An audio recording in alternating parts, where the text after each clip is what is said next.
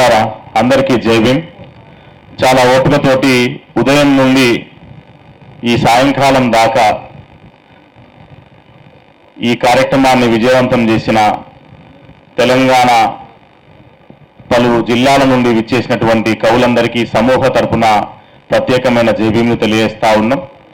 నిజానికి ఇది ఒక చారిత్రాత్మక కార్యక్రమం. ఎందుకంటే నిశ్చలంగా ఉన్న నీళ్లలో ఒక రాయేసి కదలికను తీసుకొచ్చినట్టు ఇవాళ ఫాసిజానికి వ్యతిరేకంగా మనందరం మాట్లాడుతున్నటువంటి ఒక చారిత్రక అనివార్యతని సమూహ సభ కలుగజేసిందని చెప్పేసి మేమందరం భావిస్తా ఉన్నాం.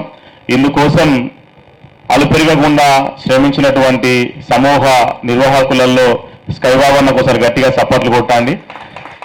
అంటే ఆయనకు నా మీద కోపం ఉన్నది, ఆ కోపం కోసం కాదు, కానీ వాస్తవానికి ఈరోజు మా తమ్ముని పెళ్లి ఉండే, దానివల్ల నేను మధ్యాహ్నం లేకుండా అయినా సరే చాలా మంచి కవిత్వం, వాస్తవానికి ఉద్యమ స్ఫూర్తిని కలిగించేటటువంటి కవిత్వం. తెలంగాణ ఉద్యమంలో స్కై అన్న మేమందరం కలిసి ఆ రోజు కూడా జాగో జేగావో అనేటటువంటి ఒక కవి సమ్మేళనాన్ని తెలుగు యూనివర్సిటీలో నిర్వహించినాం.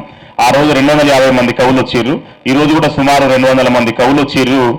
ఈ ఐక్యత ఇలాగే కొనసాగాలి, ఈ సృజన ఆ యొక్క ఫాసిజానికి వ్యతిరేకంగా చెక్ పెట్టాలి అనేటటువంటి ఒక స్ఫూర్తిని అందించేటటువంటి సభగా ఈ సమూహ నిలబడ్డది. ఉదయం ఆంధ్రజ్యోతి సంపాదకులు కె శ్రీనివాస్ గారు అన్నట్టు ఇది ఒక చారిత్రక సభగా నిలిచేటటువంటి సమూహ గానానికి తెరలేపింది.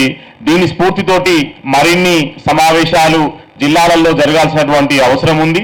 అందులో భాగంగానే ఈ నెల 28వ తారీఖున వరంగల్లో కూడా సమూహ ఆధ్వర్యంలో మరొక సదస్సుని నిర్వహిస్తా ఉన్నాం.